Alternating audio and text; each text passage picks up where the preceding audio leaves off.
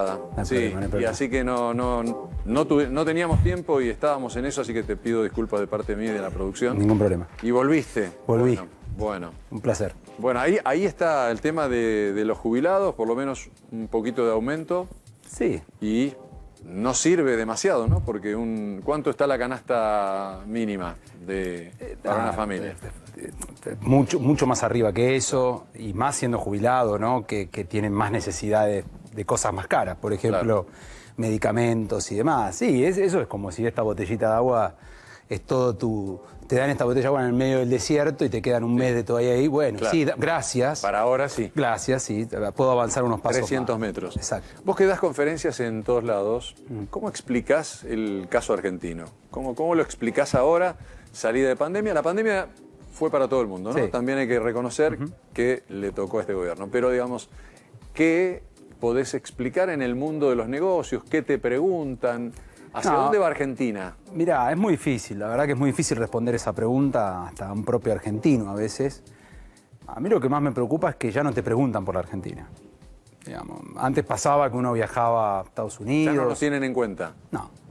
Te diría que no, o nos ven como diciendo qué bárbaro, ¿no? Siempre está eso sí, de decir qué lástima, ¿no? Como ese gran jugador de fútbol que tenía todo el talento. La promesa.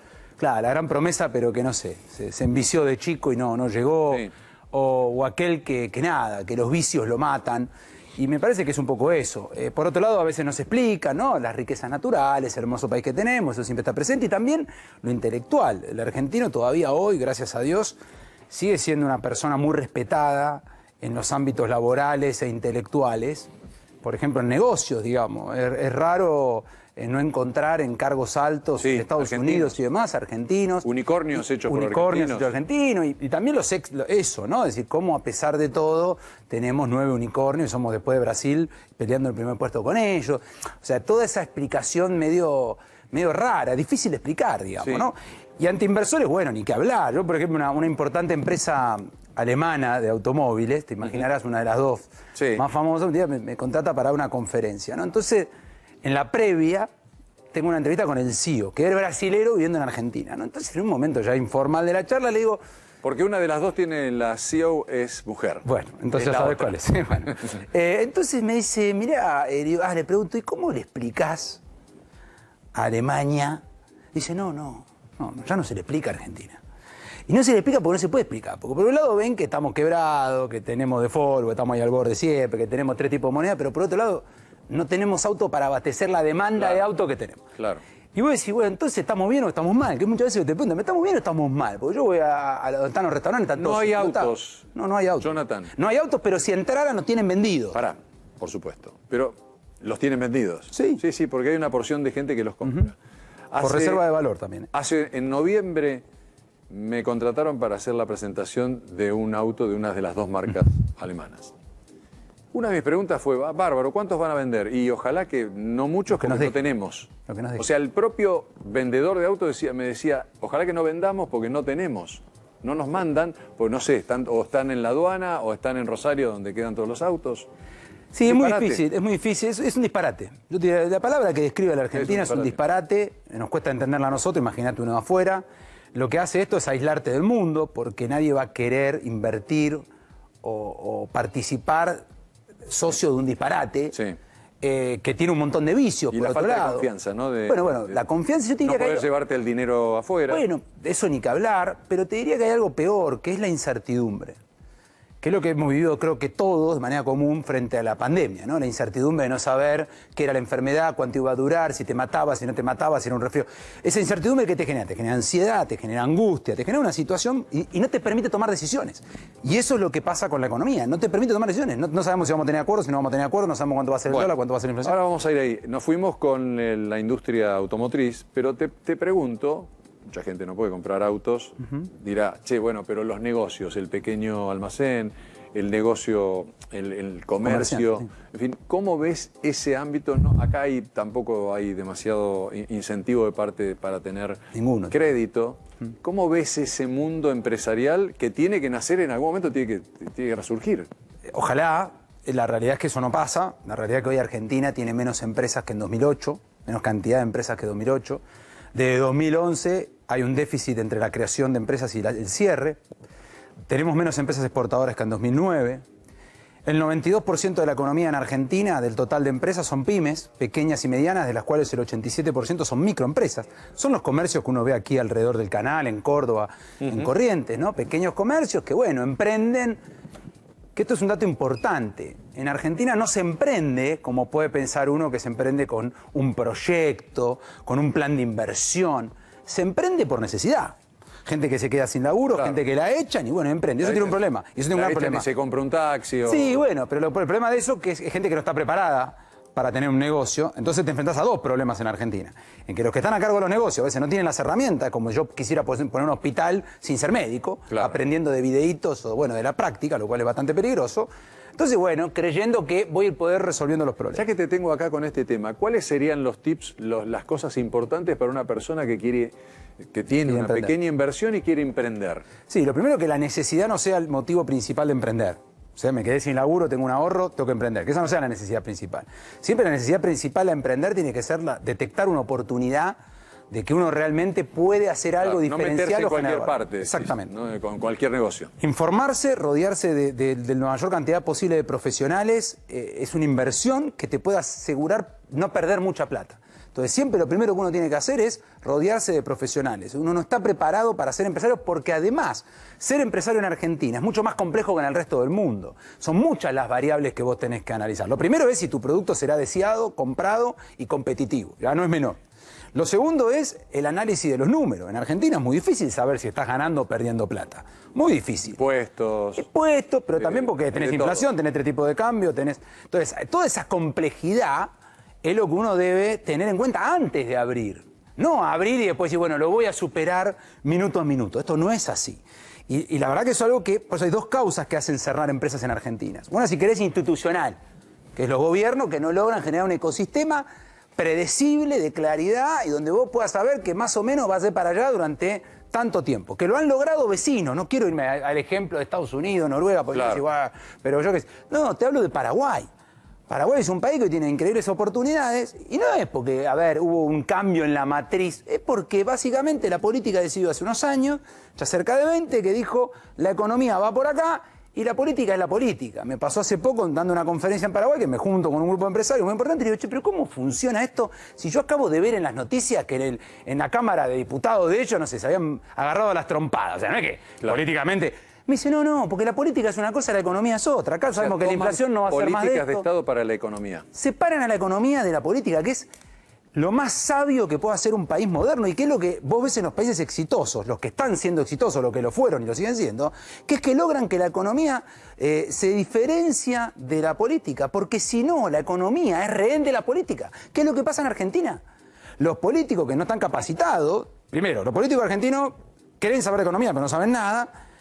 La mayoría, agarrá todo el gabinete y los directores del gabinete y decime cuántos de esos tipos emprendieron algo mínimo, vender agua en la puerta del canal. Siempre con el Estado. Entonces la política termina tomando decisiones que impactan en la economía y que a los técnicos los corre. Entonces un técnico viene y dice, mire señora, si te hacemos esto, esto va a andar mal. Es como un médico, si fumás mucho te va a pasar esto. Y dice, ok, gracias, sigo fumando. Te redoblo la apuesta. Entonces, claro, cuando la política toma control sobre la economía se desbanda. Cuando la economía...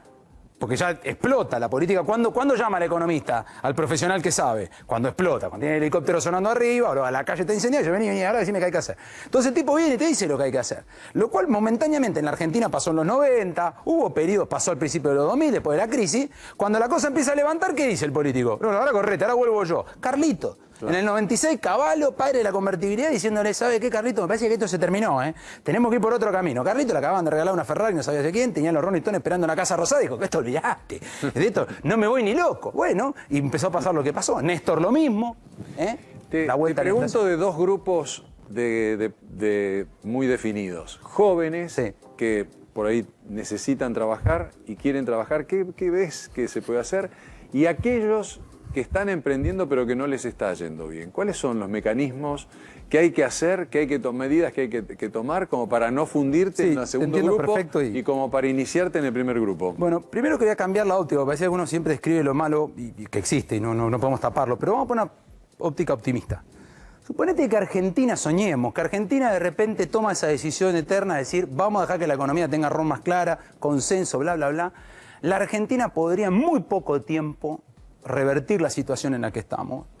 Y estamos ante una oportunidad histórica a nivel de conocimiento y de formación que vos podés incorporar muy rápidamente, con poca capacitación, gente al mercado laboral. Por ejemplo, hay una empresa aquí en Argentina que se dedica a formar en habilidades digitales, que tiene un programa muy interesante que es para jóvenes. Digital House. Digital House. Nombralo vos así, no te lo cobran a vos, no a mí.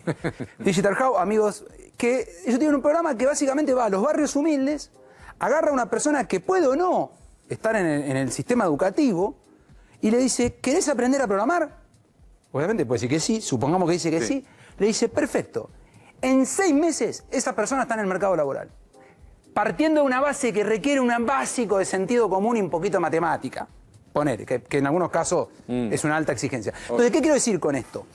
Si Argentina encauzara los rieles que todos pedimos y soñamos, rezamos todas las noches, rápidamente estás ante una oportunidad de incorporar a muchísimos jóvenes que lamentablemente esos jóvenes hoy no se pueden incorporar, y los que sí tienen una educación formal y tienen talento, lamentablemente por un problema económico, pasan 2 cosas. O se van afuera, o se quedan acá pero cobran afuera, por lo cual no tributan en Argentina, claro, no son parte del sistema. Hay mucha gente muchos jóvenes que están trabajando desde Argentina, cobran en dólares. No, imagínate cobrar, hay chicos de 20 y pico de años que trabajan para Irlanda, programando para una empresa de videojuegos, ganan $5.000 billete. Claro. Son millonarios. Cuando los quieren contratar acá a Buenos Aires y o acá, Argentina, exactamente. Bueno, de vuelta lo mismo, el impacto de la política en la economía, claro, la economía en el mercado laboral. Entonces no conseguís gente. ¿Qué te dice? Paradójicamente, nosotros tenemos más de 120 clientes de consultoría. Vos me preguntás, ¿todos los clientes de consultoría nuestra están buscando gente? Todos los clientes de consultoría están buscando gente para incorporar. Ahora, ¿gente de qué? Que no consiguen. No consiguen, no claro. hay. No hay. Hablale, Johnny, a esa persona que está nerviosa porque no le alcanza, porque su negocio no prospera, un poco porque la circunstancia ya conocida, por la economía, por los impuestos, por todo lo que el Estado te saca. Este es uno de los países que más impuestos tienen en el mundo. Es decir, ¿cómo salir de ahí, no? O sea, porque vos das clases también. Sí. Es decir, la parte psicológica debe ser también una parte importante, ¿no? De sentirte ganador, de decir voy para adelante, tengo que lucharla. Mira, te lo hago muy rápido con un ejemplo. La Argentina tiene un montón de dificultades y es cierto que tiene un montón de oportunidades. Entonces yo, como cuando vino mi nene un día y me dice, me desaprobó, la maestra es mala, me dijo. Me desaprobó. Entonces, bueno, ok. Fui al otro día a la maestra y le dije, hola maestra, ¿cómo está? Bien. Escúcheme, ¿usted tomó examen? Sí. ¿Y cuántos alumnos tiene? 30. ¿Cuántos aprobaron? 20. ¿Hubo alguno con 10? 5. Muy bien. Gracias, maestra. Usted está haciendo un excelente trabajo. Volví a mi casa y le dije, querido, el problema es tuyo. Y sí. Entonces digo, tuyo nuestro, en tal caso. Sí. Entonces digo, ¿qué le diría a esa persona? Le diría, bueno, lo primero es, no transites solo el camino de emprender. Es un camino que, como pocas otras profesiones tal vez, requiere de mucho acompañamiento. Siempre es bueno tener un socio, y sobre todo un socio que sea distinto a vos. Un socio que tal vez sea conservador y vos tal vez sos el loco que está todo el día pensando en cómo hacer un negocio nuevo. Excelente. Esas comuniones que, por supuesto, tienen roce, a largo plazo terminan siendo muy valiosas. Lo otro es... buscar el equilibrio, entonces. Buscar el equilibrio societario, ¿ok? Lo otro es conocimiento. Hay que dejar de creer que emprender es igual que, no sé, ponerte a armar una piecita de un dominó de 10 piezas acá. Es complejo. De hecho, un dato importante.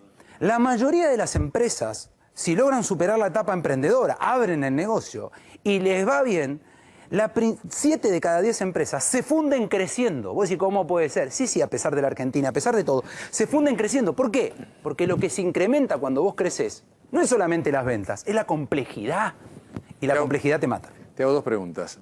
La empresa Bridgestone le va a pagar a no sé cuántos empleados 700 y pico mil pesos. En 2 partes. En 2 partes. ¿Cómo ves una situación así de una empresa líder con 700 y pico de argentinos que van a cobrar ese dinero? Me parece excelente. Me parece que son ganancias, ¿no? De la empresa. Por supuesto, son ganancias. Me parece excelente. Cada vez pasa más eso en el mundo. Pasa en la pyme, pasa muchísimo. Lo que pasa es que no se conoce, Bridgestone, porque salió en las noticias. Pero yo conozco, todos mis clientes, te diría, son muy generosos en el retribuir a quienes son tus socios. O sea, muchas empresas están tomando este camino. Sí, es decir, de redistribuir sus ganancias. Aumentar beneficios, dar un día más libre a la semana, Por eso digo que a veces cuando se lo ataca al capitalismo, no le digo, ¿de qué capitalismo me estás hablando? Porque la realidad es que cada vez se ve más eso. ¿Por qué? Porque, primero, tenés mucha demanda laboral y tenés poca oferta. Eso, quieras o no, te obliga a ¿qué? A que el que trabaja bien, claro, lo tenés que cuidar. Sí, mucho. ¿Y cómo lo cuidás? Y bueno, tratándolo bien, preocupándote y poniéndote en el bolsillo del otro. ¿Y cuánto ganás vos? 150.000. ¿Cuántos hijos tenés? 4. Y vos no vas a venir a laburar con muchas ganas. Entonces digo, eso sucede cuando hay ganancias, ¿no? Sí. Que no siempre sucede. Buena idea entonces de la empresa, no sé qué es, alemana, no sé qué es. Sí, sí, creo que es alemana, sí. Carlos. Bueno, cómo no. De muchas cosas que me impactaron, hay una que me gustaría preguntarte sobre ella. Vos señalaste como que son caminos absolutamente divergentes la economía y la política. Yo, por supuesto, no estoy de acuerdo con eso. Creo que hay que buscar los puntos de síntesis, que es otra cosa. Porque si no, también me gustaría hablar del riesgo que significa el capitalismo. Y que, sin embargo, ciertos sectores empresarios y ciertos sectores del Estado tienen connivencia con el capitalismo de privilegio. Sí. ¿Tenés alguna reflexión o estoy muy equivocado? Ahí, me hace recordar las charlas que hemos tenido en la radio tantas veces, que disfrutaba tanto. Sí. Que, a ver, cuando yo digo que la economía... No, voy a cambiar la forma a partir de tu aporte. No es que la economía y la política pueden ir por dos rutas distintas. Lo que digo es que la economía no puede ser rehén de la política. Como tampoco la salud puede ser rehén de la política, porque como hemos visto en algunos momentos, cuando las decisiones sanitarias de un profesional son tomadas por un político que en su vida tuvo una jeringa en su mano, vemos el impacto que tiene. Ese sería el ejemplo. Lo que tenemos que decir es, el político, como el gerente de una empresa, es una persona que está en todo pero no hace nada. ¿Qué significa? Arma equipo. Tiene a los mejores equipos técnicos en economía, en producción, en medicina, coordina y toma las decisiones que por el estancamiento de cada uno de su área no puede ver la totalidad. Ese es el rol de un gerente general, y un presidente es como un gerente general, como el director de una compañía que mira todo y que encima tiene un rol que no tiene el gerente de la compañía, que es que tiene que velar por todos los que están alrededor. O sea, no tiene un mercado como el mercado capitalista, digamos. Con respecto al capitalismo, como dijo Winston Churchill, claramente el capitalismo es un sistema horrible. A salvedad de otros cientos de sistemas que ha existido a lo largo de la historia que han tenido fracasos aún peores. ¿Qué quiero decir? Que al momento no se ha descubierto otro sistema que sea mejor que el sistema, yo diría, más de economía de mercado. Capitalismo, bueno, ok, porque el capitalismo es la competencia perfecta, que eso no se da. Pero digo, el capitalismo como un sistema que lo que hace es, si vos me das reglas claras, las oportunidades empiezan a ser parecidas para todos. Si vos bailás la corrupción, porque vos lo que decís es el mal político con un mal empresario, y sí, se casan seguro y perjudican a la realidad. Bueno, ahí entrará el tercer poder de la justicia para evitar que eso suceda. Entonces digo, me parece que hay que entender que... La falencia del político, y termino, sí, porque me encanta escucharte siempre. Gracias. Más allá de que podemos disentir y coincidir absolutamente. Por tu experiencia y por tu vivencia, sí, ¿por qué pensás que eso que llamamos los políticos, para generalizando, y creo que ahí se cometen injusticias a veces, tienen esas falencias en poder, vos lo dijiste textualmente, en poder elaborar un programa de gobierno? Mira, yo no soy analista político, lo voy a decir como ciudadano y lo que opino, ¿no? Yo creo que tiene que ver con un sistema de cómo se llega a ser político en nuestro país. Después podemos hablar de otros países. Pero en nuestro país, ¿cómo se llega a ser político en nuestro país? Y bueno, son las personas que, por lo general, no hicieron la carrera formal de un empresario, de un profesional que durante años tuvo que velar por sus resultados y ser juzgado por el cliente, sea cual fuera, o por el mercado o por sus empleados. Gente que por lo general hace esa carrera de pegar carteles, de carteles a esto. Llegar ahí implica ya dar el brazo a torcer muchas veces con la moral, con la ética, un lugar al que es difícil volver, porque perdés la consistencia, perdés la credibilidad. Una vez que robaste y se sabe, ya hiciste acuerdos con esos que hay. Por otro lado, para llegar necesitas dinero. Y lamentablemente la política en Argentina se financia en negro, no se financia en blanco. ¿Quién paga los 400 colectivos que vienen con 4.000 choripanes a la... No hay una factura, no hay una empresa de transporte que dice, bueno, estos 4.000 choripanes valen X cantidad. Eso se financia en negro. ¿Y la guita en negro cómo se genera? Como en un negocio. ¿Cómo genera caja en negro? Vendiendo en negro, con acuerdos. Entonces, cuando el político llega, su necesidad, y encima llega tal vez con acuerdos de otros que lo ponen ahí, tal vez eso tenga algo que ver con la realidad, no puede hacer, supongamos que lo que debe, tiene que hacer lo que puede. Tiene que pagar favores, tiene que acordar, tiene que arreglar. Entonces, creo que ahí es donde está quebrado el sistema. Yo no sé si los políticos son malos o buenos. Yo lo que sé es que no pueden pensar en eso porque están condicionados por una realidad de su partido, de su realidad, y eso termina afectándonos a todos. Y el indicador más importante, y termino con esto, vos podés medir a un país por un solo indicador, y todo lo demás es excusa. La pobreza. Punto. Y acá si vos tuviste el... 10 hijos y 6 de tus hijos están viviendo en la pobreza, y acá tuvimos... sos un pésimo padre. Punto. Gracias, Jonathan, Manuel. Gracias. Y acá tenemos el 50% de pobreza. Gracias por venir esta tarde. No, gracias a usted por invitarme. Muchísimas gracias. Nos vamos ahora, General